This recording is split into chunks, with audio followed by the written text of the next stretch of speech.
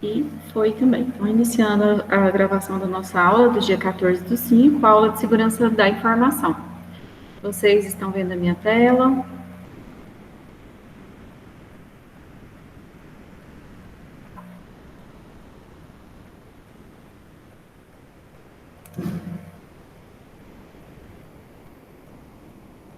Suponho que estejam, né? Então, vamos lá.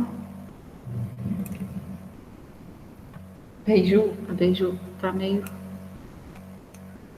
deixa eu ver, eu parei aqui. Agora é esse aqui.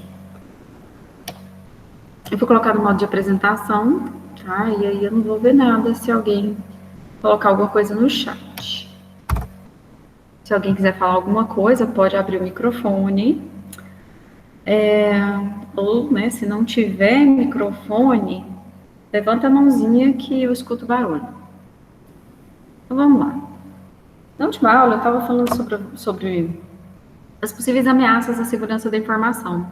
Aí a gente falou que ela vai muito além dos ataques, né? Porque geralmente a gente pensa que o que pode comprometer a segurança da informação? Ataques, né? O hacker, ele vai, né, roubar informação, mas aí a gente viu que não é bem assim, que a gente tem aspectos de segurança física envolvidos. Aí quando a gente fala de segurança física, a gente está falando de desastres naturais, a gente está falando de tragédias provocadas pelo homem, né, até possivelmente por animais.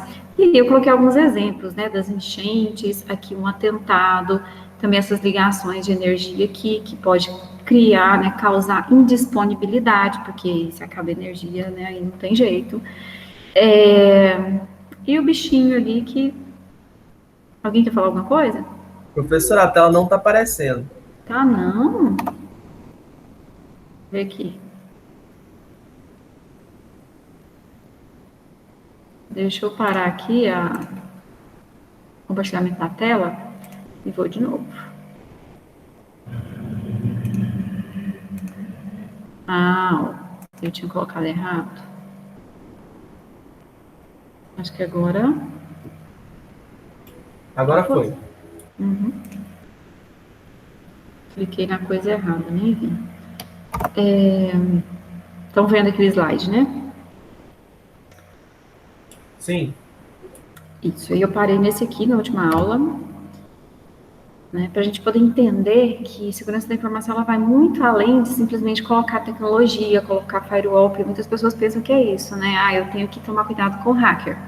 Eu tenho que colocar um equipamento, um firewall de primeira linha, eu tenho que usar criptografia do melhor tipo. E não é bem assim, vai muito além disso a segurança da informação. Né? Porque pensa comigo, o que adianta a gente colocar toda a segurança do mundo, assim, em termos de segurança lógica, se no final das contas é extremamente fácil alguém entrar aqui, né? Entrou todo o núcleo de informática. Entrou aqui no núcleo de informática, vai ali no CPD e ali acessa, né, qualquer máquina que quiser, acessa o servidor. Então, quer dizer, não adianta, tá? Então, a segurança, ela é um todo, né? A gente fala que é um processo holístico. A gente tem que olhar vários aspectos. A gente tem que pensar nas tecnologias, a gente tem que pensar na segurança lógica, mas a gente tem que pensar a longo prazo, né? A gente tem que pensar também na segurança física e a longo prazo, porque às vezes você fala assim, não, ali tá seguro, né? Tá seguro, eu concordo. Mas tem alguns problemas que podem acontecer. Se você coloca, por exemplo, um arquivo, esses arquivos de papel, hoje em dia não tem muito isso, né? Mas um arquivo de papel, onde vão ser armazenados documentos, do lado de um CPD, quer dizer, se acontecer um incêndio, a gente espera que não aconteça, mas se acontecer, você tem uma chance muito grande de ter perda de informação, né? Não só do que é queimado, mas também de informação no CPD e indisponibilidade. A indisponibilidade, porque como é que as coisas continuam funcionando se tudo queimar? Então, assim, até essa questão de vamos colocar o CPD onde, tá? Isso também faz parte da segurança da informação, porque sempre tem que ser num local em que vai estar livre de enchentes, de desastres da natureza de outros tipos, e fogo também, tá? É importante tomar cuidado com produtos inflamáveis, né? Porque dependendo do tipo da natureza da empresa, pode ser que tenha papel, tecido, né, e outros materiais inflamáveis, então o CPD teria que ficar longe. No entanto, né, muitas empresas elas optam hoje em dia não por ter essa capacidade de processamento dentro, né, dos seus CPDs. Muitas armazenam informação através de contrato, né, elas adquirem ali espaço de armazenamento e aí utilizam para poder trabalhar, né, a AWS, da Amazon, a Google também vende, e por aí vai. Bom, então o que nós temos aqui?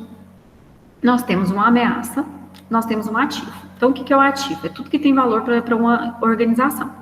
Né? Seja lá a pessoa, seja o conhecimento da pessoa, seja a informação que está armazenada, né? Seja um equipamento. Então, tudo isso é considerado ativo, tudo que tem valor para a empresa. E aí nós temos a ameaça. Né? O que é a ameaça? A ameaça é o hacker? Sim. A ameaça é a possibilidade de haver um incêndio? Sim, também é uma ameaça. Né? Então, é tudo que vai poder comprometer ali a segurança da informação. E nós temos a vulnerabilidade, né? Que é um ponto, é alguma coisa que pode ser explorado. Aí, quando a gente tem a junção dessas três coisas, né? A vulnerabilidade em cima do ativo.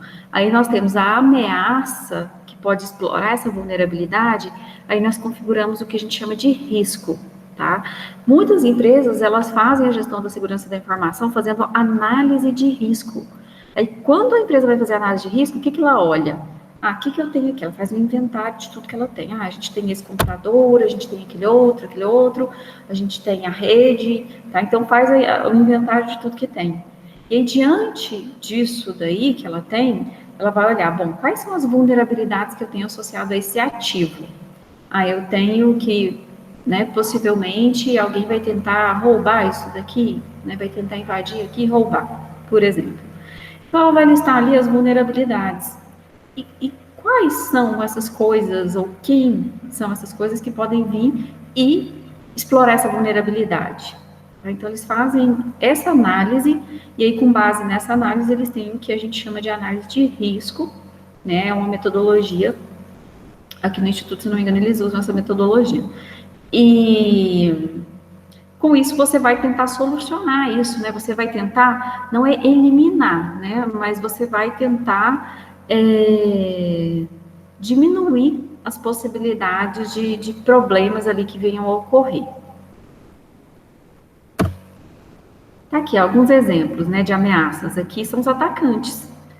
Quem são esses atacantes? Um criminoso, um espião, um governo, né? Porque hoje em dia os governos fazem muito isso, né? O Brasil foi espionado muito mesmo. Na época do pré-sal, nos Estados Unidos cresceu o olho para cima e falou, nossa, que negócio é esse que esse povo está descobrindo, né? Então, eles começaram a espionar o país.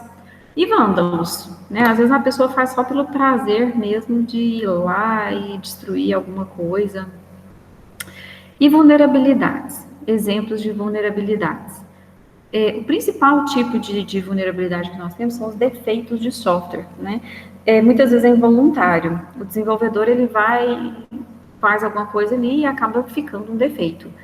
Né? Há um tempo atrás, por exemplo, a gente sofria muito com divisão por zero, né? Uma coisa tão simples. Por quê? Porque o computador não divide por zero, né? Não existe divisão por zero. Quanto que é alguma coisa dividida por zero?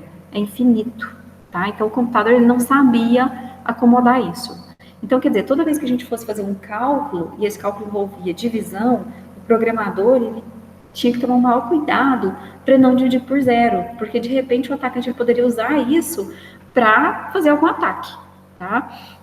Mas as linguagens mais modernas, elas sabem manipular isso melhor, né? Já não é tão problemático quanto a gente tinha alguns anos atrás. Falhas de configuração também, uso inadequado, fraqueza advinda da própria complexidade do sistema, né? Sistemas muito grandes, eles são complexos naturalmente.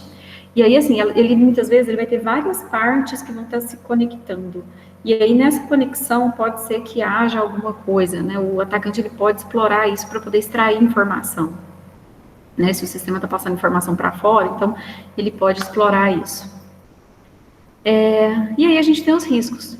Né? Qual que é o risco desses atacantes explorando essas vulnerabilidades que vão estar associados a certos ativos aí, que no caso a gente generalizou chamando de sistema na internet. Os riscos aqui são indisponibilidade de serviços, né? Quer dizer, a empresa ela vende, de repente ela não consegue mais vender porque os sistemas pararam. Perda de privacidade, porque Enfim, né, o atacante foi lá, expôs os dados, conseguiu roubar dados, perda de privacidade. Furto de dados. Perda de privacidade, nesse caso aqui, a gente está falando também de informação pessoal que pode ser espalhada, né? Furto de dados sensíveis, por exemplo, número de cartão de crédito. Perdas financeiras, porque aí a empresa pode ser processada devido aos problemas. Danos à imagem, né, que aí a empresa fica arranhada, fica mal vista no mercado. Quem que quer fazer negócio com um banco que se sabe que tem muitos problemas de segurança? A gente fica com medo, né? A gente não quer. Então a gente, vai mudar de banco, porque esse aqui eu sei que não é confiável. E perda da confiança na tecnologia. Então, assim, se de repente tem uma tecnologia lá e aí você começa não, preciso trocar tudo, né? Aí é um gasto muito grande. E aí fica aquela coisa, isso não funciona, né? O que é péssimo também. Aqui, pessoal, vocês estão aí ainda? Sim. Beleza. Aqui nós temos um gráfico, tá? Esse gráfico aqui é da CERT-BR, tá? É uma instituição, uma organização brasileira, Centro de Estudos, Resposta e Tratamento de Incidentes de Segurança no Brasil, é do governo, e eles fazem estimativa dos ataques. Já tem a estimativa desde 1999. Em 1999 ocorreram 3.107 ataques. Aí vai subindo, subindo, subindo. 2014 foi o ano, né, gente? Olha aí como tá, né? 1.047.031 ataques. Esses números deles aqui, se a gente for procurar outras instituições, né, geralmente esse pessoal que trabalha com segurança, eles fazem também as próprias estimativas, tá? A Cisco faz, né, outras empresas grandes também fazem essas estimativas. Mas, assim, 2014, 2015 foram anos muito difíceis, tá, para a segurança da informação. Aí as coisas parecem que deram acalmada, né, mas nem tanto. Aí nós podemos ver, né, 2016 já foi um pouco mais tranquilo, mas, 600 mil. Depois, 2017, 800 mil. Aí, chegando no ano de 2020, eu não concordo muito com isso, não, porque a gente está vendo, na prática, uma explosão de ataques. Né? Aí, até o mês de junho, aqui não é o ano todo, não, tá? Essa de 2020, eles fazem sempre a coleta no meio do ano. Então, a gente tinha aí, até o meio do ano, 318 mil. Assim, junho, talvez as coisas estivessem tranquilas, né? Tem isso. Porque a pandemia, né, realmente a gente começou a ter, né? A dificuldade aqui no Brasil foi, no caso, suspender o calendário escolar a partir do dia 16 de março. Né? Então, levou um tempo para as empresas, as escolas se adequarem e passar do presencial para o online. Levou um tempinho. Então, eu acredito que foi assim, lá para maio, né? Nós aqui no Instituto, por exemplo, foi, né? Lá para maio que a gente realmente começou a fazer as coisas online. Então, quer dizer, quando a gente vê essa estimativa aqui completa, que vai sair só o ano que vem, com certeza a gente vai ver isso aqui acima de 2019. Tá? Vai ter muito mais ataque, possivelmente ultrapassando 2014. Tá? Porque houve assim uma explosão realmente, né? À medida que as pessoas migraram do presencial para o online, os hackers ficaram de olho, né? Opa, olha um monte de gente inocente mexendo com a internet. Porque tem muito disso, né? A inocência. E a gente não pode ser inocente, ingênuo, né? A gente tem que ser esperto, cuidadoso. Do ponto de vista do gestor, tá? A segurança da informação, ela é uma coisa que, assim, depende de todo mundo, né? De todas as pessoas dentro de uma organização. Se vai treinar em segurança da informação, se vai criar uma cultura em segurança da informação, tem que envolver desde a pessoa que está servindo o cafezinho até o mais alto gestor, né? O CEO da empresa. Ou, todo mundo tem que estar envolvido no assunto, né? Todo mundo tem que estar concentrado para promover a segurança da informação realmente, porque não adianta fazer de conta que tem, né? E vamos explicar por quê. Proteger a informação não é um assunto só de tecnologia, porque depende das pessoas fazer a segurança acontecer, porque não adianta nada você ter uma política rígida de senhas, né, falar para as pessoas, olha, a senha tem que ter caractere maiúsculo, minúsculo, tem que ter número, tem que ter caractere especial. Você cria aquela cultura de senha forte, beleza, porque os seus sistemas nem vão aceitar senhas fracas. Mas aí o que acontece? A senha começa a ficar complicada, aí as pessoas esquecem a senha. E aí é difícil recuperar a senha. E o que as pessoas fazem? Elas começam a compartilhar a senha, tá? E isso não pode, compartilhamento de senha ele é errado. Não pode acontecer em hipótese alguma. Né? Então, não é um assunto somente de tecnologia, as pessoas também têm que estar engajadas nisso. É uma decisão empresarial, tá? Porque ela nunca vai vir de baixo. Né? Não vai aparecer alguém lá, né, um empregado da empresa, falando, não, nós temos que tomar cuidado, temos que manter a segurança. Pode ser que aconteça, né, um ou outro caso, mas ele não vai conseguir influenciar toda a empresa. Né? Ele pode influenciar ali um conjunto pequeno de pessoas, mas ele não vai influenciar toda a empresa. Então, a questão de proteger a informação, ela tem que vir lá de cima. Né? O mais alto gestor, ele tem que falar, olha, é obrigatório fazer isso, isso e isso.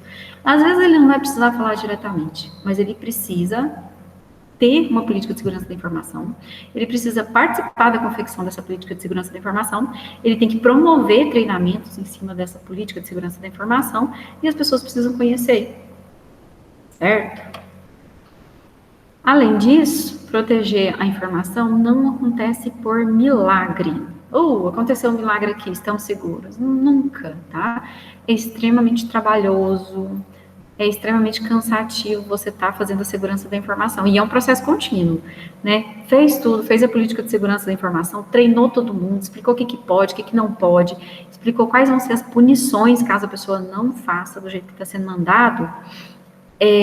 Pronto, está tranquilo, acabou o problema, né? Comprou firewall, comprou todos os equipamentos de segurança, software de segurança, né? Tá tudo pronto. Não, tá? Não é assim que funciona.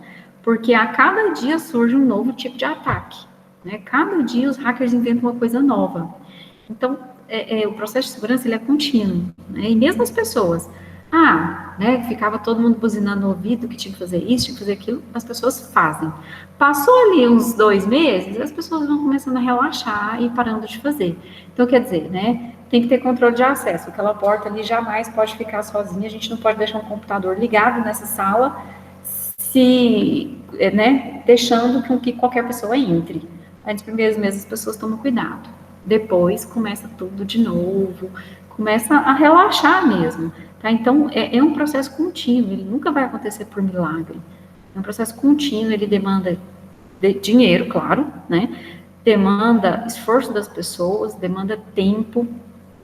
Não é muito fácil, não. Deve fazer parte dos requisitos de negócio. Tá? Quando o negócio da empresa é pensado, né, a empresa, nós vamos, né, uma pessoa está montando uma empresa, vamos vender produtos têxteis, né, vamos vender roupa, por exemplo. Isso aí, né, já tem que estar incluso no negócio dessa empresa. Peraí, nós vamos fazer isso, nós vamos ter que colocar sistema de informação. Esse sistema de informação, como é que ele vai salvar os dados? Né, como que os dados vão trafegar? Então, todas essas questões de segurança, elas já têm que ser pensadas antes, né? Tem que fazer parte dos requisitos. As informações têm que ser salvas, guardadas, né, de maneira segura. Além disso, para proteger a informação, a gente precisa de uma postura profissional das pessoas. Tá? Essa questão do compartilhamento de senha, por exemplo, não, isso não é profissional. Né? É uma coisa que não deveria ocorrer.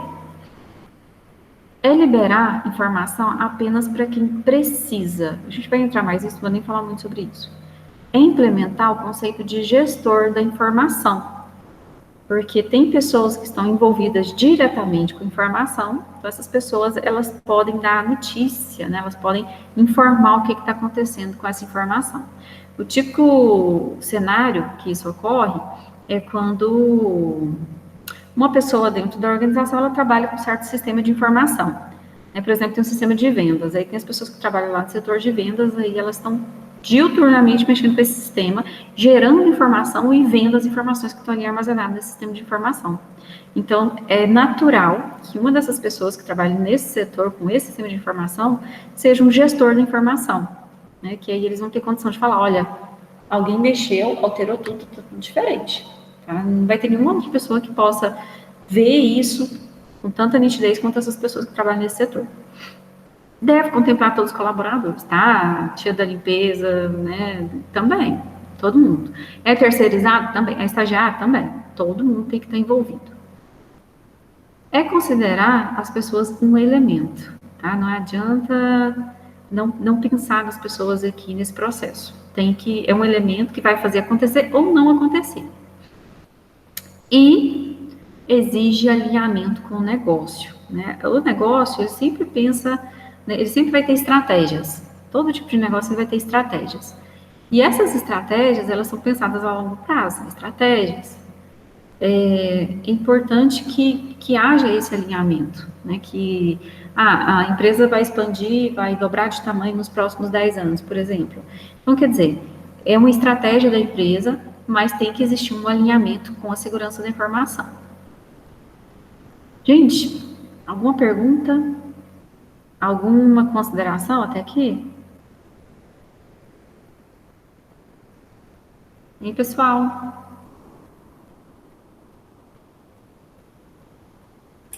Tudo tranquilo.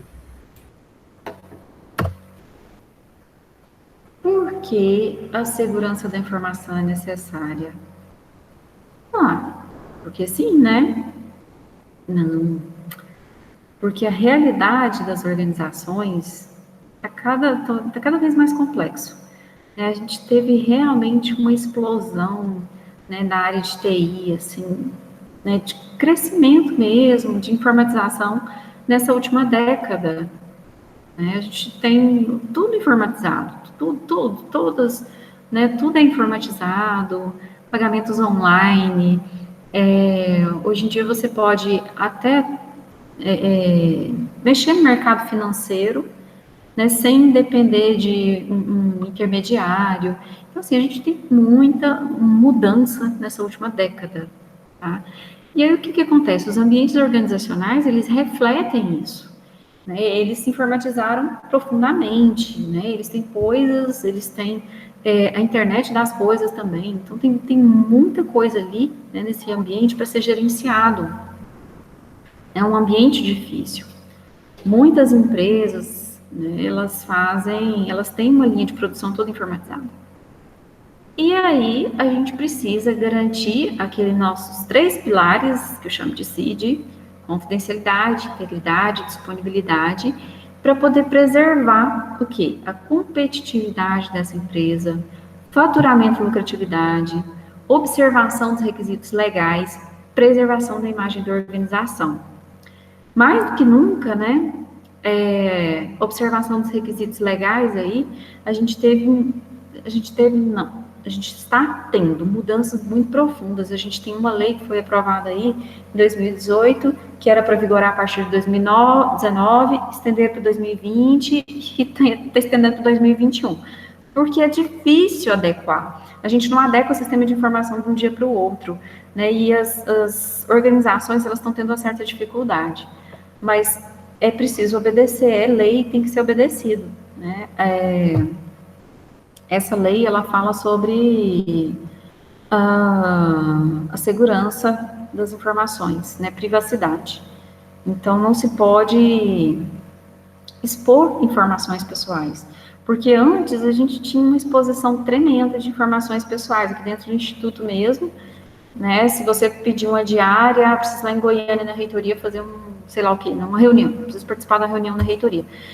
Era gerado um documento com o número do seu CPF, com o número da sua conta, com várias informações pessoais mesmo. E isso ficava lá no SWAP, tá? Mas era possível buscar isso e obter esses documentos. Hoje em dia isso não pode mais, tá? Quer dizer, não pode por causa dessa lei, mas essa lei ela ainda está sendo implantada, né? A partir de sei lá quando que ela vai começar a valer, porque eles estão só estendendo o prazo, vai estendendo o prazo por causa dessa dificuldade de adequação. Mas acredito que desse ano não passa, não.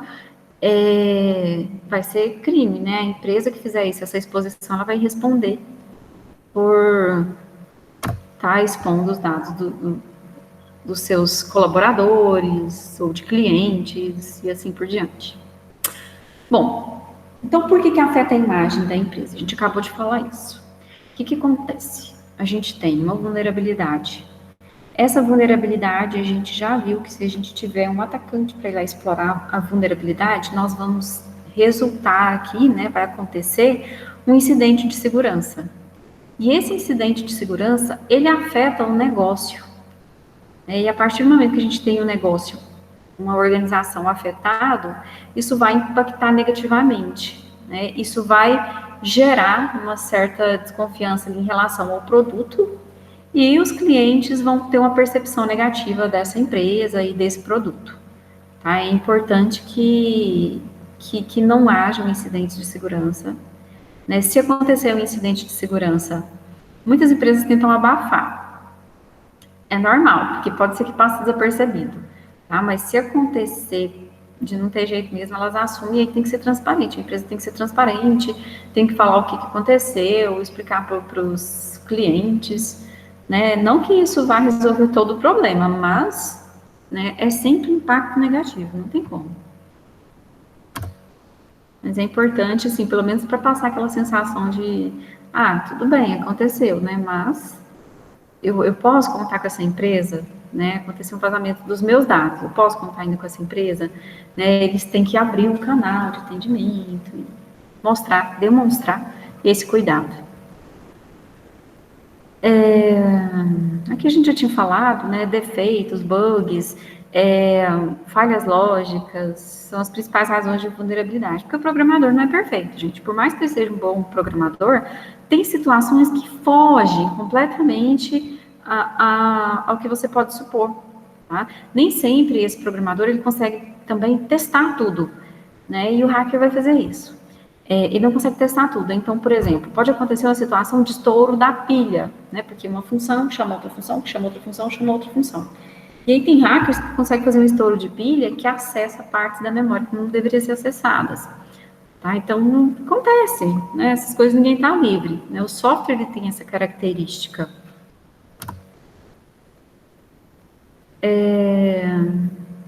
Então, aí aqui nós temos as novas tendências. Tá? Eu trouxe aqui para a gente poder entender essa dinâmica. Né? A segurança da informação, ela jamais vai ser estática. Nunca, nunca, nunca vai ser estática. Mas a gente tem uma mudança de paradigma também nos últimos anos, que é uma coisa de louco, né? Uma nova revolução na maneira como a gente faz as coisas. Aí nós temos aí negócios e mega tendências globais, né? A globalização, transformação digital, sustentabilidade, automação de processo, resiliência empresarial. Né? Uma empresa, ela quer resistir mesmo que aconteçam as maiores tragédias, ela quer continuar existindo. Então, ela busca isso hoje em dia. Né? Ela torna os seus sistemas de informação imunes, fazendo backups, ela vai ter toda uma estrutura hierárquica que vai ajudar ela nesse processo. Ela contrata armazenamento, ela contrata processamento externo, né? Então, mesmo que caia uma bomba lá, explodir tudo, eles têm condição de ter a continuidade do negócio. Né? Eles vão ter um excelente plano de recuperação de desastre e de continuidade do negócio para conseguir realizar os seus negócios normalmente, mesmo diante de grandes tragédias. Aí a gente tem né, essa nova rede de TI. O que nós temos nessa nova rede de TI? Temos automação, acesso sem fio, segurança, multi-cloud e inteligência artificial. Mais do que nunca também, a inteligência artificial está em tudo, né? Em tudo a gente tem inteligência artificial, né? Você pega seu celular, ele vai ter inteligência artificial também. Aí nós temos a IoT, a internet das coisas, tá? Isso aí também é uma tendência que vem fortíssima aí, né? Hoje em dia a gente tem soluções bem acessíveis para a internet das coisas para residência, viu, gente? Eu fiz um testezinho com uma tecnologia bem simplesinha, gente. O soquetinho da Sonoff, eu coloco o soquete na lâmpada, aí você pode usar um aparelho de radiofrequência para controlar, tá? Mas aí não é a internet das coisas. Ele fica sendo só uma maneira. E você pode também controlar por Alexa, ou então o assistente Google.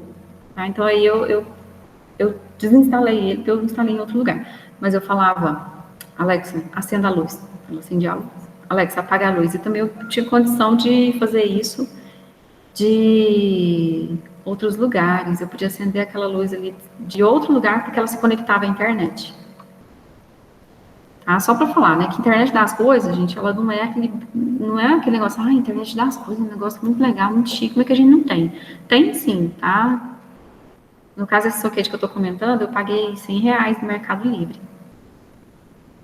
Então, por R$100 eu tive uma solução de internet das coisas. Aí a gente tem também mobilidade, experiências imersivas, segurança cibernética, né? Então, quer dizer, nós temos todo um novo contexto, né? E agora com esse negócio da pandemia, com essa transferência do nosso mundo físico presencial para o mundo online digital, mais do que nunca a preocupação com segurança cresce, né, enormemente. A gente não quer só continuar a nossa vida, a gente quer continuar de maneira segura e muitas atividades não voltam a ser 100% presencial, viu, gente? Muitas empresas não vão voltar a ser 100% presencial. Né? Elas vão fazer um híbrido, uma parte presencial e uma parte online.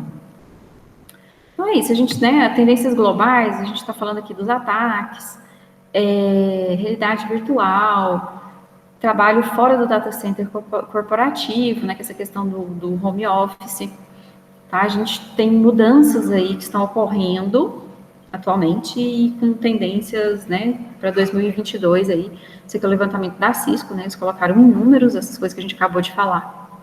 Aí só de internet das coisas, 14,6 bilhões de dispositivos. Aqui também está falando, né, do número de dispositivos conectados é exponencial, tá? Não só pelo número de computadores, mas assim, desde 2014, o acesso à internet por meio de dispositivos móveis já ultrapassou esse acesso, tá? Então, assim, quer dizer, a maior parte dos acessos já não é mais por computador de mesa, tá? Já dispositivos móveis e também, aí aqui a gente está vendo, né, o ano de 2020, aqui está falando do número de dispositivos conectados, olha lá, em 94, 0,18 milhões, isso aqui, bilhões, 0,18 bilhões. Vamos ver aqui, no 2003, 2004, que o mundo atingiu 1 bilhão de dispositivos conectados. E aí a gente tem um crescimento exponencial, né? Que é exponencial, aquele crescimento rápido, né? A função que cresce rapidamente. Em 2020, são 50 bilhões de dispositivos conectados. Por quê? Porque aqui a gente tem a internet das coisas pressionando esse número também, né? A gente não tem só computador de mesa e dispositivos móveis. Tá? As pessoas têm câmera IP, as pessoas têm dispositivos de segurança que também se conectam à internet. E quando a gente fala em cybercrime, né, a gente pensa muito lá nos bancos, a gente pensa em financeiras, né, empresas financeiras. Só que não é só isso, tá? Olha só, a gente tem aí o gasto, esse aqui é o gasto com segurança, né? Isso aqui vai estar envolvendo investimento, vai estar envolvendo prejuízo com fraudes, crimes cometidos. Então, é o gasto dessas empresas por ano. Então, no setor da educação, isso aqui é recente, viu, gente? Isso aqui, se eu não me engano, é de 2020. 5%. Hospitalidade, 5%. Ciências da vida, 6,8%. Comunicações, 7%. Varejo, serviços, né, em torno dos 10%. Tecnologia e hardware, 12,5%. Cuidado da saúde também. Aeroespacial e defesa, 14,5%. Serviços públicos e energia, muito visado, né, extremamente visado. Serviço público e energia, com, falando errado aqui, 17% não, 17 milhões por ano. Serviços financeiros, 18 milhões. Tá, isso aqui é uma média. Como que essa média é calculada? Eu não sei se pega um certo número de empresas o tanto que eles gastaram, né? Mas é uma média. Outra tendência, né? Outra coisa que a gente teve aí. Nem as vacinas escaparam do cybercrime. Né? Eu não sei se vocês estavam acompanhando na corrida da vacina. Estados Unidos estava bem adiantado e a Rússia é a Rússia, né?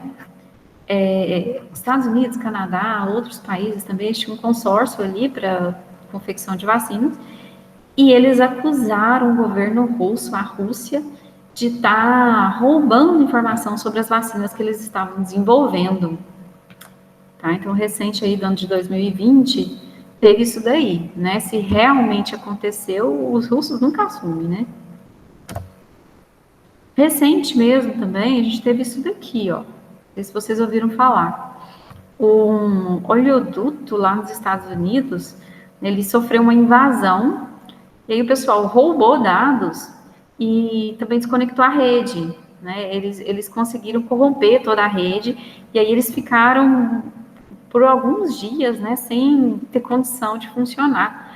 Aí o resultado foi que houve um desabastecimento enorme nessa região lá dos Estados Unidos.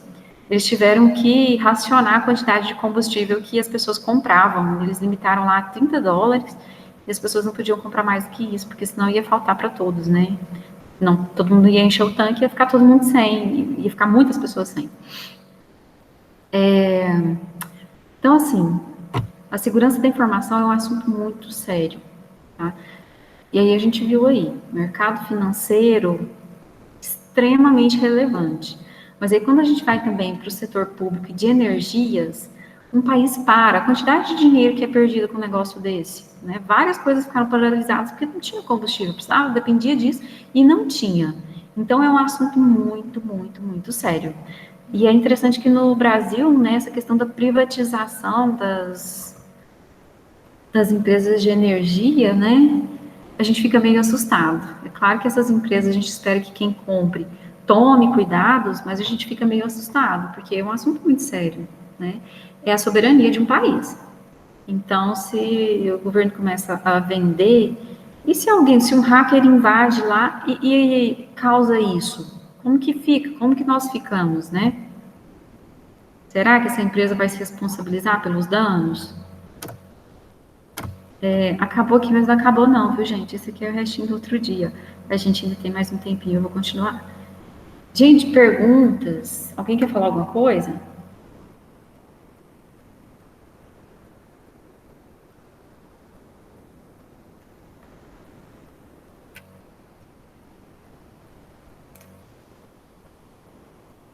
Não? Ninguém quer falar nada?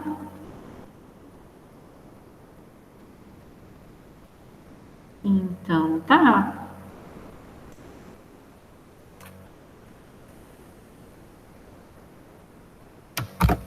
Continuando. A gente tem algumas perguntas que podem ser feitas para entender quais são os objetivos de segurança da informação. Tá? Essas perguntas aqui, né, o que devemos proteger? Está relacionado àquilo que a gente estava falando sobre os riscos. Tá? O que nós devemos proteger, ou seja, quais são os ativos que eu quero proteger? Contra que ou quem? Né? Então, o que a gente está falando aqui das ameaças. Tá? Quais as ameaças? Que pode ser alguma coisa ou pode ser alguém. A gente viu aí que até a arinha pica o fio lá é um problema de transformação. Na medida que ela pica o fio, então eu vou ter uma rede que não vai estar funcionando. Eu vou ter pessoas que vão estar desconectadas por causa desse fio que foi partido. Quais as ameaças mais prováveis? Qual a importância de cada recurso? Porque os recursos são críticos, é necessário gastar um pouco mais de dinheiro, de tempo, para proteger eles. Qual é o grau de proteção desejado? Porque é um erro muito grande a gente achar que tem que proteger tudo igualmente. Tá? Isso não é verdadeiro, a gente tem que proteger. A informação, a segurança da informação tem que estar tudo protegido. Não é verdade isso, viu, gente? É errado, a concepção é errada, fala que a gente tem que proteger toda a informação. Algumas informações, elas demandam mais do que outras. O cuidado tem que ser maior para proteger algumas informações do que outras. Algumas não precisam de proteção. Por isso que a gente faz a classificação da informação. Vou falar já. Então, qual é o grau de proteção desejado? Quanto tempo, recurso humano, financeiro pretendemos gastar para atingir o objetivo de segurança da informação? Porque segurança da informação tem para todo o bolso. Né? Se é uma empresa pequena, isso precisa de segurança também. Precisa comprar nem que seja um antivírus para garantir pelo menos um pouquinho de segurança. Mas se for uma empresa grande, é lógico que o gasto vai ser maior. Quais as expectativas dos usuários e clientes em relação à segurança das informações? Que depende do setor, né? Se você está falando do setor bancário, financeiro, a expectativa é muito maior. Se a gente está no ramo da educação, a gente espera que tenha segurança, mas a expectativa é bem menor do que em relação ao setor financeiro. Quais as consequências para a organização se os sistemas de informação forem corrompidos ou roubados? Tá? Algumas empresas elas conseguem quantificar essa perda, elas conseguem estimar quanto que vai perder. Até porque todas as marcas hoje em dia são avaliadas, elas têm valor. Aí a gente tinha falado da classificação da informação. Essa classificação da informação é por causa daquilo que a gente falou. Não é toda informação que precisa ser protegida. Tem informação que não vai, né? Não tem necessidade de eu estar protegendo essa informação. Aí esse aqui é um esquema, não é único, tá? É uma sugestão de esquema de classificação da informação. Podem ser utilizados outros com quantas classes a organização achar necessária. Se for só 2 classes, beleza. Se for 6, beleza também. Desde atendo às necessidades da organização. Na classe 1, nós temos informação pública, não classificada. O que é essa informação pública? É aquela informação que eu posso chegar para o meu concorrente e falar assim, olha, toma aqui. Então, você fornece aquela informação, você permite que o seu próprio concorrente veja essa informação. Então, essa informação, ela é pública. Tá? Eu preciso proteger. Aí tem também a informação interna. A informação interna é o tipo de informação que o acesso dela não é crítico, mas não é vital, né? Por exemplo, de uma empresa em que ela tem ramais, mas que eu não gostaria que esses ramais fossem expostos para o mundo externo, tá? Eu gostaria que se alguém quiser ligar para a empresa, a pessoa liga para telefonista, porque tem telefonista lá para isso. Certos setores não dá para ficar encaminhando ligação a qualquer horário, por exemplo, por algum motivo, né? Então, não é uma coisa crítica. Se por acaso a lista de ramais vazar, não é um problema para a organização, né? Eles vão ter algum incômodo, mas não é um problema. Nesse caso, a gente classifica como informação interna. A gente tem que evitar o acesso externo, mas se acontecer alguma coisa, se a informação vazar, não vai haver perda por conta disso. Temos também a informação confidencial. A informação confidencial, ela é protegida dentro da organização e também de acessos externos. É uma informação que ela pode ficar restrita ao setor, por exemplo. Tá? E todas as pessoas do RH podem ter acesso à informação. Mas não pode acontecer de vazar além disso, além do RH. Ela tem restrição até dentro da própria organização. E tem também informação secreta. Tá? A informação secreta ela não pode ser repassada de forma alguma. Lá na informação confidencial, chega um novato lá no RH. Então, tudo bem, eu posso compartilhar essa informação com esse novato, porque ele trabalha nesse setor. Já a informação secreta, eu não posso divulgar ela para outra pessoa de forma alguma. Né? Só o proprietário vai fazer isso. Então, nesse caso, a integridade dela ela é vital e não pode haver acessos internos nem internos. Então, aqui o grau é maior, né? O grau de segurança que ela exige é muito maior. Aqui, nós temos o algoritmo decidir. Eu tenho uma informação. Eu posso mandar para o concorrente? Pode. Então, essa informação é pública. Tenho informação. Posso mandar para o meu concorrente? Não. Posso mandar para toda a empresa a lista de ramal, por exemplo, né? Posso mandar a lista de ramal para o meu concorrente? Não, porque eu não quero meu concorrente ligando no celular da empresa. Então, ela não é pública. Posso mandar essa lista de ramal para toda a empresa? Posso, não tem problema. Então, essa informação é classificada como interna. Vamos supor uma outra informação. Tem outra informação. Posso mandar para o meu concorrente? Não. Posso mandar para toda a empresa? Não posso mandar para toda a empresa. Se fosse sua, eu poderia divulgar para alguém, né, igual lá do RH. As informações que estão dentro do RH, eu posso divulgar para uma outra pessoa dentro do RH? Sim, pode. Então, ela é confidencial. Agora, né, vamos supor que a informação que o chefe passou e falou assim, olha, não passa isso para ninguém. Não tem que passar para ninguém. Eu posso mandar para o concorrente? De forma alguma. Posso mandar para toda empresa? Não. Posso, né, se fosse sua, eu poderia divulgar para alguém? Também não posso, porque o chefe falou que não é para passar para ninguém. Então, essa informação é privada. Tá? E aí, a gente tem 4 níveis, 4 classes de informação. Pública, interna, confidencial e privada. De novo, esse esquema aqui, ele não é universal. Uma organização pode adotar esquema, outra organização pode entender que não tem necessidade de definir informação confidencial e privada, que tudo é privado. Tá? Então, é relativo. Esse é um esquema de classificação da informação. Aí a gente tem essa matriz de acesso. Tá? Essa matriz de acesso, aqui que são... Dá tempo de explicar isso aqui. Essa matriz de acesso, ela é sobre ter acesso ou não ter e precisar de acesso. Tá? Aqui a gente tem uma dicotomia aqui, tá? Que é o seguinte.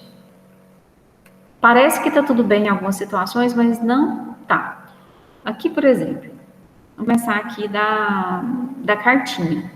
Tá? A cartinha é o seguinte: a pessoa tem acesso? Sim. A pessoa precisa de acesso? Sim. Então tá tudo certo, né? Não necessariamente, porque aqui a gente tem alguns riscos. Qual que é o maior risco envolvido nesse quadrante aqui? Que a pessoa tem acesso e ela precisa de acesso.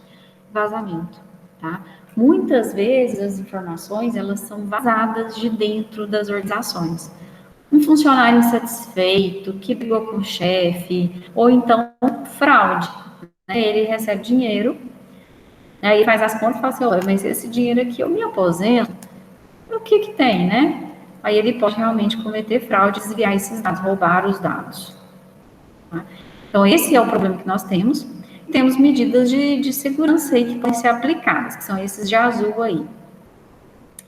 Que é o gerenciamento das identidades das pessoas, vigilância, observação de fluxo de tráfego de informação. Então, tem algumas coisas que podem ser aplicadas aí. Outra situação que nós temos é esse da maçãzinha, tá? Esse da maçã, esse quadrante que tem maçã, o que significa ele? É a tentação, tá? A maçã aqui é a tentação. A pessoa precisa de acesso? Não. A pessoa, o usuário lá do sistema de informação, ele tem acesso? Sim, ele tem acesso. Qual que é o risco que é associado? A pessoa não precisa acessar, mas tem acesso. Né? É uma tentação, porque a informação está ali. Então, corre-se o risco do acesso indevido, a pessoa acessar as informações que ela não deveria estar acessando, adulteração, né? Vai lá e altera a informação sem querer, ou às vezes com intenção mesmo. Aí aqui, de novo, a gente tem o gerenciamento das identidades das pessoas e o controle de acesso. As principais medidas aí que a gente pode aplicar nessa situação. Esse gerenciamento das identidades, ele tem que ser feito periodicamente, né? Se a pessoa, ela sai da organização, ela tem que perder o acesso rapidamente. Ela não pode continuar acessando o sistema de informação, porque senão a gente vai recair nisso aqui. A pessoa tem acesso? Sim. A pessoa precisa? Não. Tá? Então, a gente tem que fazer esse controle de acesso e limitar o acesso da pessoa assim que ela tem um desligamento. Né? O aluno parou de estudar no Instituto Federal Goiano, desliga o aluno. Por que tem que acessar o sistema de informação aqui? Não tem.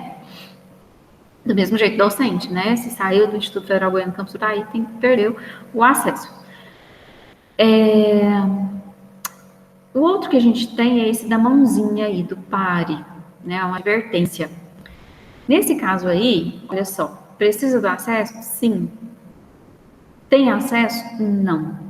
Quais são os riscos envolvidos aqui? Interrupção das atividades, porque a pessoa para de trabalhar, ela precisa do acesso, mas não tem. O primeiro problema, parou.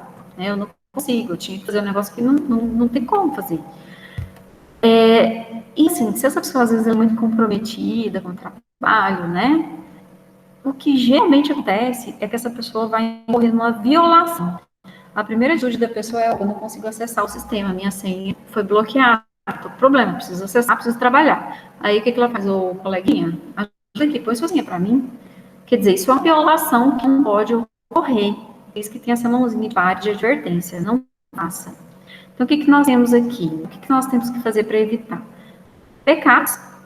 A gente precisa também de automação do controle de acesso, né? Toda vez que alguém perde a sua senha, o seu acesso, tem que haver uma maneira automática de recuperar. Não tem que depender dessa pessoa deslocar, né? Que no caso do instituto, né? A pessoa que está lá no último bloco vinha aqui na TI para recuperar a senha, né? Não deve acontecer isso. Tem que haver uma maneira automática. Não sei se tem isso. Bom, enfim, né? Plano de recuperação de desastres, plano de continuidade dos negócios também vai auxiliar nisso, tá? Nós vamos falar sobre esses dois planos adiante. Não hoje, né? Mas adiante aí na disciplina a gente vai falar. Por último, a gente tem aqui a máscarazinha aí, né? O do bandido. Precisa de acesso? Não. Tem acesso? Não. Ah, então tá sossegado. Qual que é o problema? Você precisa de acesso? Não precisa. Não tem acesso? Então tá tudo certo, tá? Mas a gente tem que lembrar que o hacker, ele tá sempre um passo à frente, né? Ele tá sempre explorando as vulnerabilidades. Aí, quais são os riscos associados aqui? A gente tem o problema de invasão, a gente tem os ataques de negação de serviço, DOS, ou DDoS, que é ataque de negação distribuído. A gente tem aí a questão da engenharia social, que é o famoso 171, né? A pessoa joga conversa para obter informação. E aí, o que a gente pode fazer para evitar este problema? Gestão das vulnerabilidades, tá? Então, a gente tenta olhar ali as vulnerabilidades antes do hacker descobrir. Então, a gente tenta descobrir antes dele, né? Muitas empresas, elas contratam hackers para fazer um teste, o pen test, né? Que é o teste de penetração nos sistemas. Se a pessoa conseguir invadir, significa que o hacker também consegue invadir. Assim, geralmente, né, muitas vezes você contrata hacker, tem que tomar cuidado. Hacker que não é ético. Tem hacker ético e tem hacker que não é. Aí a gente tem também medidas de inteligência que podem ser utilizadas, monitoramento, ferramentas e treinamento. Tá? Essas medidas aqui, todas elas podem ser aplicadas aí em relação aos outros. Gente, perguntas? Tá? Então, isso aqui, só para dar nome, né? Isso aqui é a matriz de acesso que vai ser decorrente da classificação da informação. Tá? A gente falou aqui da classificação da informação, que essa matriz de acessos, né, os riscos associados aos acessos, indevidos ou não, né, no caso aqui. Perguntas?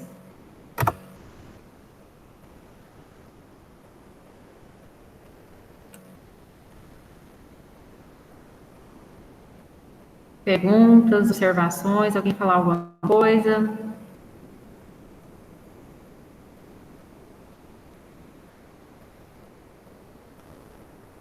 Ok.